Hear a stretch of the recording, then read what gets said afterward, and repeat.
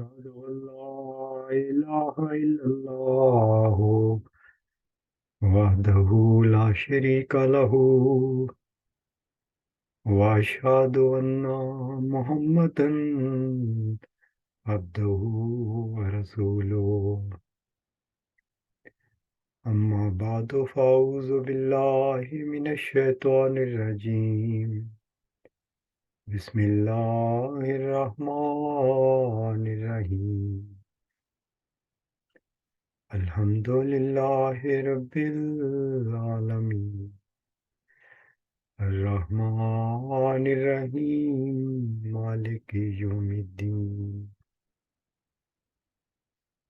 إياك نعبد وإياك نستعين اهدنا الصراط المستقيم صراط الذين أنعمت عليهم غير المغضوب عليهم ولا الضالين آمین 20 فروری 1886 کی پیشگوئی کا تقابلی جائزہ پیش کیا جاتا رہا ہے اور جا رہا ہے، اور اس میں 2 دعوے داروں کا جائزہ لیا جا رہا ہے کہ ان میں سے کون سچا ہے۔ ایک دعوے دار بانی جماعت احمدیہ کے بیٹے مرزا بشیر الدین محمود صاحب نے کیا، اور ایک دعویٰ اس دور میں حضرت عبدالغفار جمبا صاحب نے کیا۔ ان دونوں دعوے داروں کا اس پیش گوئی کے پس منظر میں جب جائزہ لیا جاتا ہے تو صاف پتہ چلتا ہے کہ کون اس کا مصداق ہے اور کون ہے جس نے سیاسی دعویٰ کیا تھا۔ اور جس حصے کا میں تقابلی جائزہ لے رہا ہوں وہ 20 فروری 1886 کی پیش گوئی میں ان الفاظ سے درج ہے: تا انہیں جو خدا کے وجود پر ایمان نہیں لاتے اور خدا کے دین اور اس کی کتاب اور اس کے پاک رسول محمد مصطفیٰ صلی اللہ علیہ وآلہ وسلم کو انکار اور تکذیب کی نگاہ سے دیکھتے ہیں، ایک کھلی نشانی ملے اور مجرموں کی راہ ظاہر ہو جائے۔ یہ دیکھتے ہیں کہ کس کو کھلی نشانی ملی۔ کیا مرزا بشیر الدین محمود صاحب کے دور میں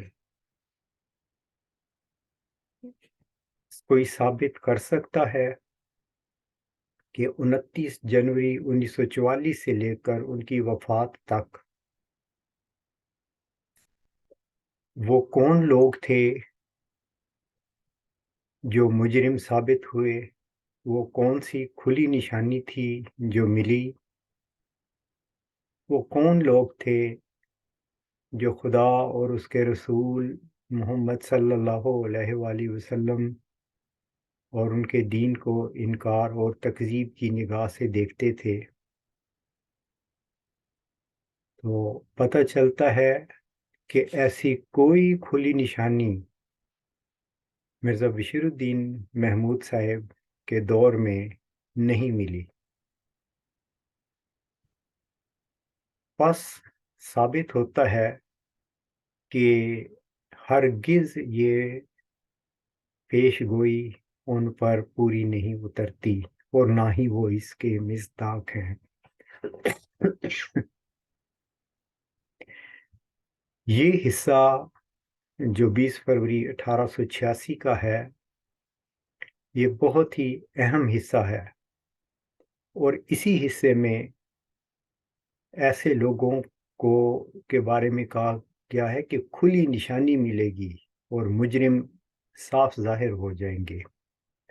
تو اس حصے کی اب ہم ایک وضاحت دیکھتے ہیں جو خود مرزا صاحب علیہ السلام نے جب دعویٰ کیا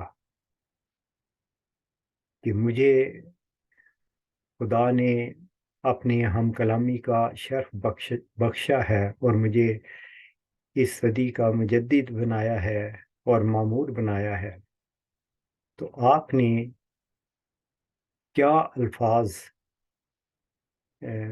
تمام مسلمانوں کے سامنے رکھے، وہ میں آپ کے سامنے رکھتا ہوں۔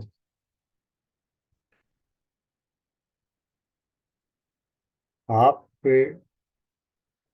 فرماتے ہیں، میں جو کچھ اس وقت کہنا چاہتا ہوں وہ کوئی معمولی اور سرسری نگاہ سے دیکھنے کے قابل بات نہیں، بلکہ بہت بڑی اور عظیم الشان بات ہے، میری اپنی بنائی ہوئی نہیں بلکہ خدا تعالیٰ کی بات ہے۔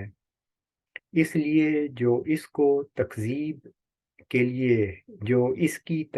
کے لیے جرت اور دلیری کرتا ہے، وہ میری تکذیب نہیں کرتا بلکہ اللہ تعالیٰ کی آیات کی تکذیب کرتا ہے، اور رسول اللہ صلی اللہ علیہ وآلہ وسلم کی تکذیب پر دلیری کرتا ہے۔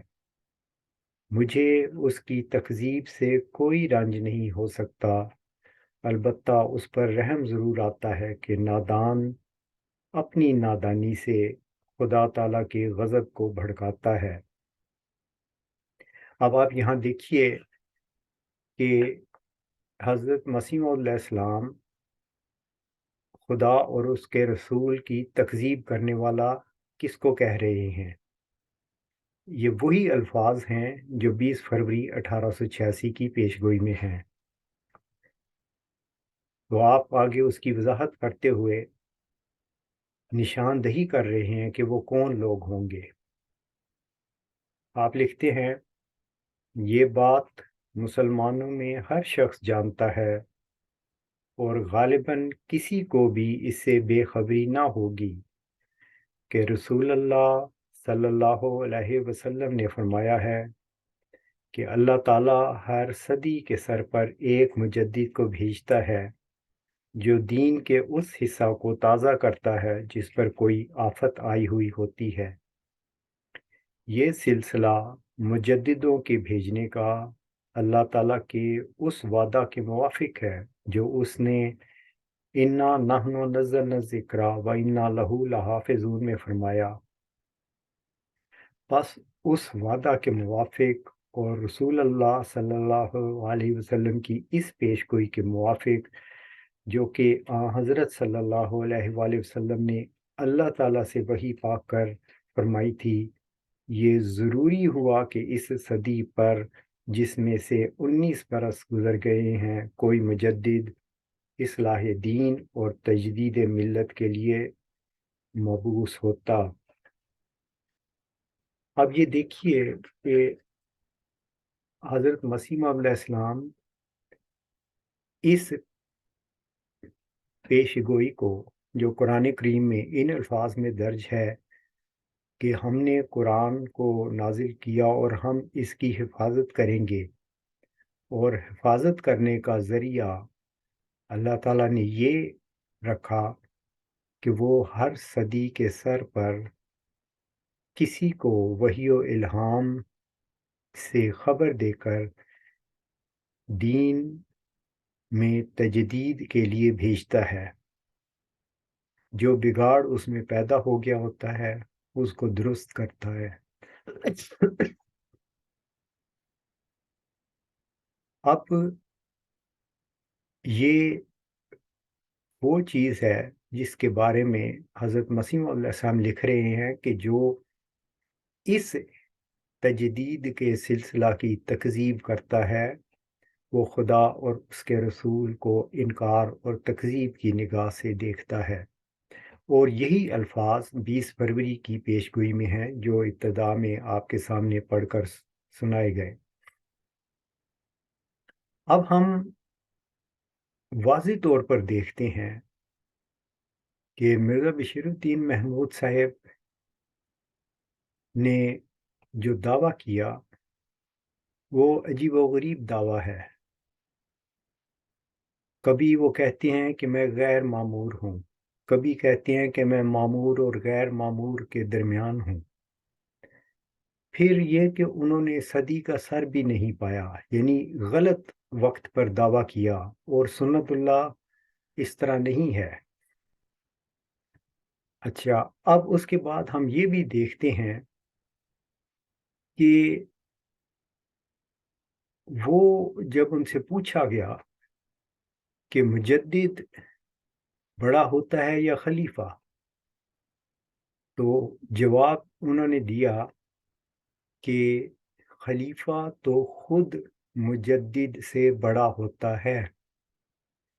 یہاں پر یہ وہ کام انہوں نے کیا جو پیش گوئی میں موجود تھا کہ خدا اور اس کے رسول کی آیات کو انکار اور تکذیب کی نگاہ سے دیکھا جائے گا، اور انہوں نے اپنے ہی چند ساتھیوں کے ووٹوں سے جو اپنا انتخاب کرا لیا، اس کو خدا تعالیٰ کے قائم کردہ اس کی تائید سے کھڑے کیے جانے والے وجود سے بہتر قرار دے دیا۔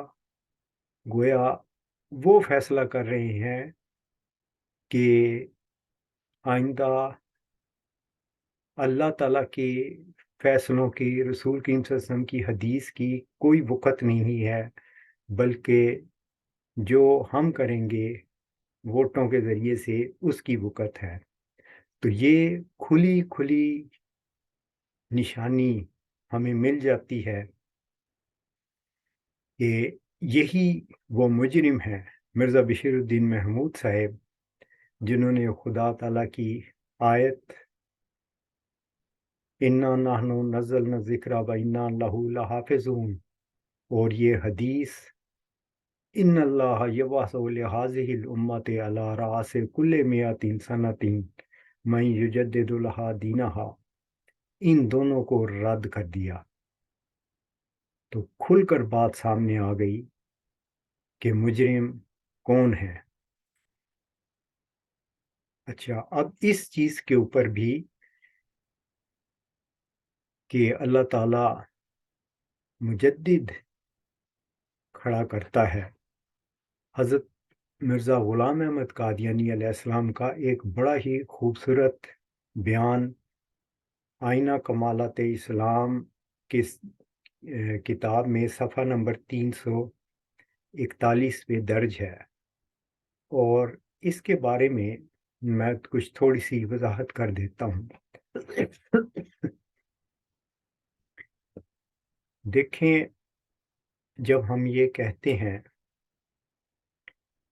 کہ اللہ ہر جگہ موجود ہے، وَهُوَ مَعَكُمْ أَيْنَمَا كُنتُمْ، تم جہاں کہیں بھی ہوتے ہو خدا تمہارے ساتھ ہوتا ہے، یہ رسول کریم صلی اللہ علیہ وسلم کو غیب کا علم دیا گیا تھا کہ اللہ تعالیٰ کی ہستی اس طرح کی ہے۔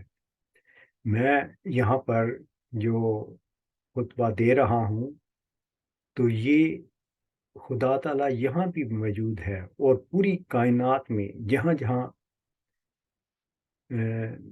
کائنات کا پھیلاؤ ہے، خدا تعالیٰ کی ہستی نے محیط کر رکھا ہے ہر چیز کو۔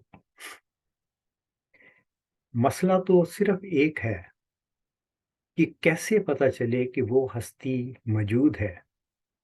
اس کا واحد ذریعہ یہ ہے کہ وہ کسی بندے کو جس پر وہ اپنا فضل کرتا ہے اور اس کو الہام وحی کے ذریعے سے خبر دیتا ہے، اور وہ وحی جب پوری ہوتی ہے تو اس ملہم اور ملہم دونوں کی سچائی کا ثبوت مہیا کر دیتی ہے۔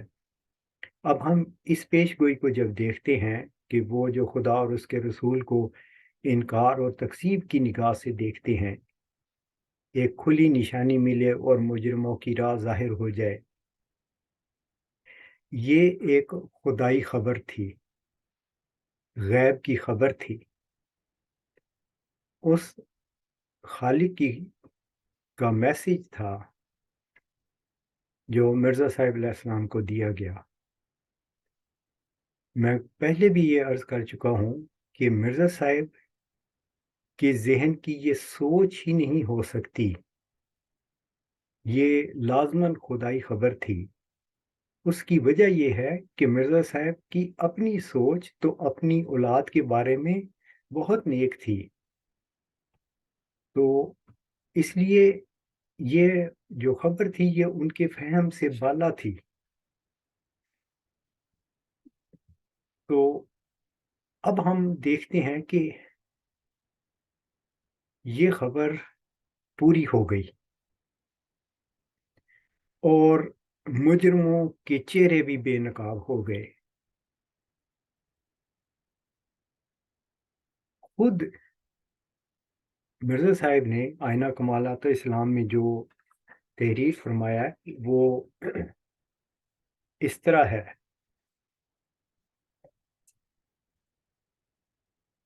آپ لکھتے ہیں، یہ یاد رکھنا چاہیے کہ مسیح موعود ہونے کا دعویٰ ملہم من اللہ اور مجدد من اللہ کے دعوے سے کچھ بڑا نہیں۔ صاف ظاہر ہے کہ جس کو یہ رتبہ حاصل ہو کہ وہ خدا تعالیٰ کا ہم کلام ہو، اس کا نام من جانب اللہ، خواہ مسیح مسیح ہو یا خواہ مسیح موسیٰ ہو، یہ تمام نام اس کے حق میں جائز ہیں۔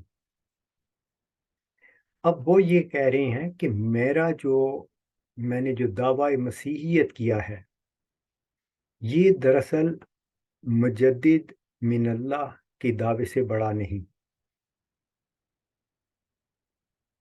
اچھا، اب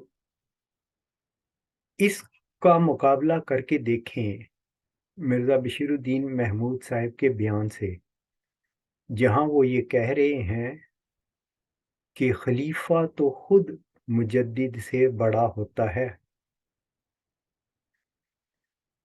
تو دوسرے لفظوں میں یہ کہہ رہے ہیں کہ میرے والد صاحب نے جو مسیح یا مسیح ہونے کا دعویٰ کیا ہے، وہ میرے جو خلیفہ ہوں اس مقام سے بہت ادنا ہے، میرا مقام تو بہت ہی بلند ہے۔ تو صاف ظاہر ہوتا ہے کہ مرزا بشیر الدین محمود صاحب اپنے چند حواریوں کے ووٹوں سے جو اپنا انتخاب کرا لیا، اس کو بڑا چڑھا کر بیان کر رہے ہیں اور سچائیوں کو دفن کرتے جا رہے ہیں، بس اپنی حکومت، اپنا تسلط کو طاقت دینے کے لیے اس قسم کے جھوٹے بیانات دے رہے تھے۔ تو ہمیں کھل کر ہمارے سامنے آ جاتا ہے کہ یہ پیش گوئی مرزا بشیر الدین محمود صاحب کے حق میں ہرگز نہیں، بلکہ وہ خود ہی مجرم ثابت ہو جاتے ہیں، کجا اس کے کہ وہ دعویٰ کہیں کہ میں اس پیش گوئی کا مصداق ہوں۔ اب اس کے بالمقابل ہم حضرت عبد الغفار جنبہ صاحب کا دعویٰ دیکھتے ہیں۔ آپ نے اس صدی کے مجدد ہونے کا دعویٰ کیا اور کہا کہ میں ہی اس پیش گوئی کا مصداق ہوں۔ تو اب ہم دیکھتے ہیں کہ ان کے دعوے سے کون لوگ ہیں جو ظاہر ہوئے کہ وہ خدا اور اس کے رسول صلی اللہ علیہ وسلم کا انکار کرنے والے اور ان کی تکذیب کرنے والے اور مجرم ٹھہرے۔ تو صاف طور پر نظر آ جاتا ہے کہ مرزا بشیر الدین محمود صاحب، مرزا ناصر احمد صاحب، مرزا طاہر احمد صاحب اور مرزا مسرور احمد صاحب، یا ان کی ٹیمیں سب، یہ وہ لوگ ہیں جو مجرم ثابت ہوتے ہیں، جو جمع صاحب کے بالمقابل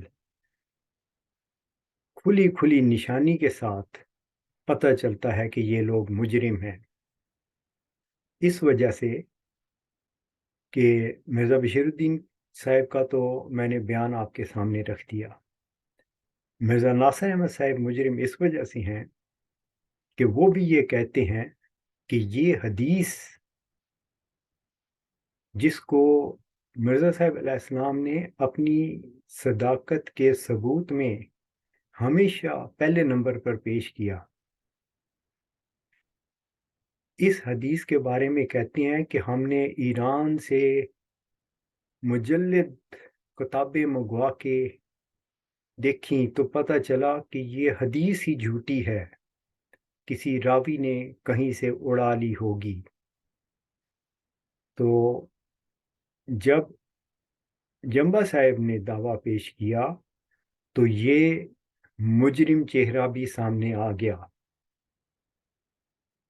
کھلا کھلا انہوں نے انکار کیا اس حدیث کا جو سچی حدیث تھی، جس کے بارے میں خود بانی جماعت کہتے ہیں کہ یہ تواتر مانی تک پہنچ چکی ہے، یعنی 1300 سال نے اس کی صداقت پر مہر لگائی ہوئی ہے۔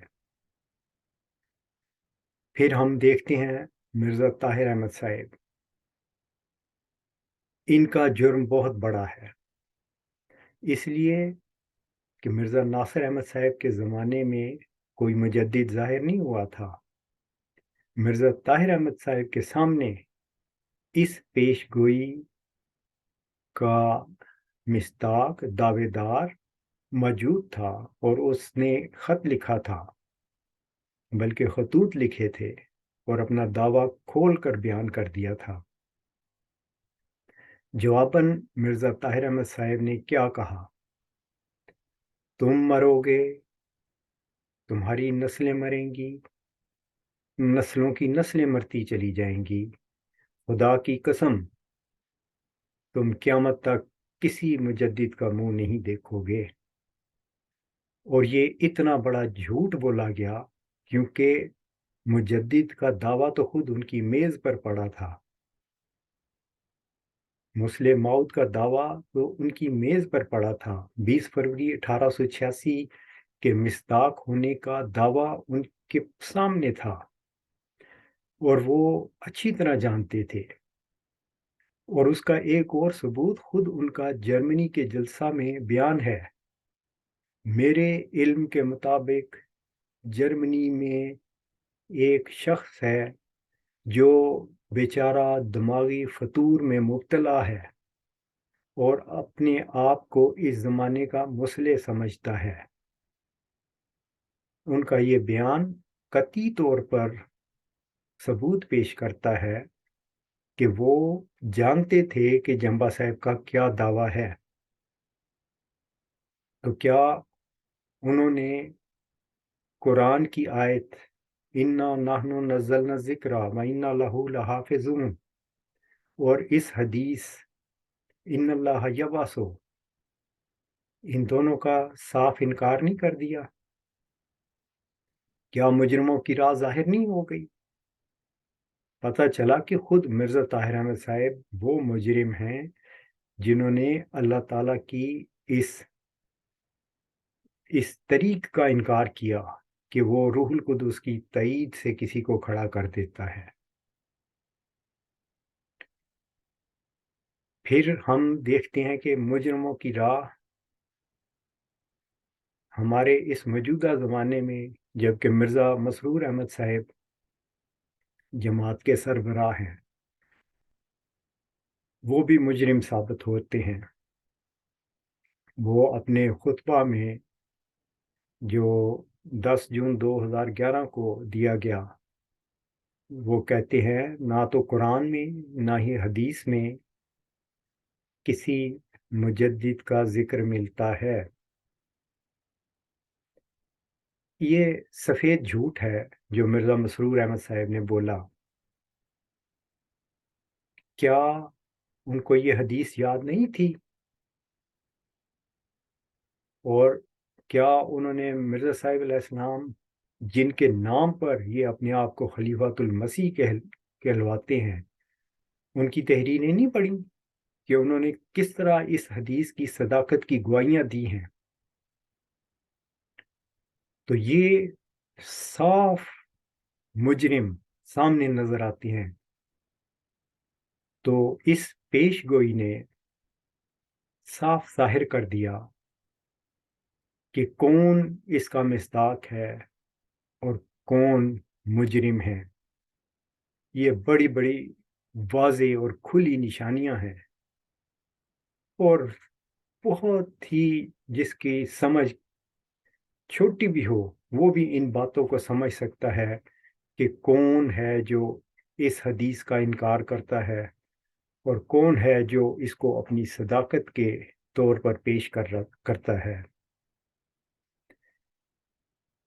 اصل جو مرکزی بات یہ ہے وہ کہ خدا تعالی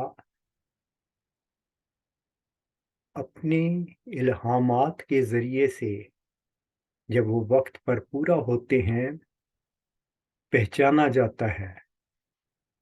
آج اس زمانہ میں جس میں ہم لوگ زندہ موجود ہیں، یہ پیش گوئی بڑی شان سے پوری ہو رہی ہے اور صاف دکھلاتی ہے کہ مجرم کون ہے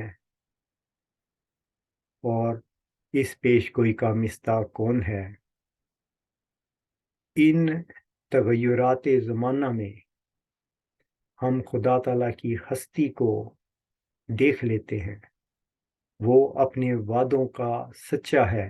اس پیش گوئی کے آخری الفاظ یہ ہیں، وَكَانَ أَمْرًا مَقْضِيًّا۔ مجھے صحیح طرح یاد نہیں، لیکن یہی ہے کہ یہ وہ باتیں ہیں جو کبھی ٹلیں گی نہیں، پوری ہوں گی۔ وَكَانَ أَمْرًا مَقْضِيًّا، تو وہ ہم دیکھ رہے ہیں کہ یہ حصہ کس کھلی نشانی کے ساتھ پورا ہو گیا اور مجرموں کی راہ ظاہر ہو گئی۔ وآخر دعوانا ان الحمد للہ رب العالمین۔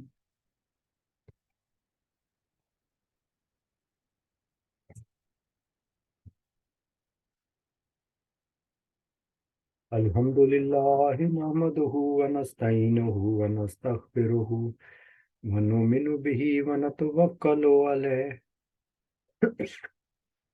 ونعوذ باللہ من شرور انفسنا ومن سیئات اعمالنا، من یهد اللہ فلا مضل له ومن یضللہ فلا ہادی له، ونشهد ان لا الہ الا اللہ ونشهد ان محمدا عبده ورسوله۔ عباد اللہ رحمکم اللہ، ان اللہ یامر بالعدل والاحسان وایتاء ذی القربى وینہی عن الفحشاء والمنکر والبغی یعظکم لعلکم تذکرون۔ اذکروا اللہ یذکرکم وادعوہ یستجب لکم ولذکر اللہ اکبر۔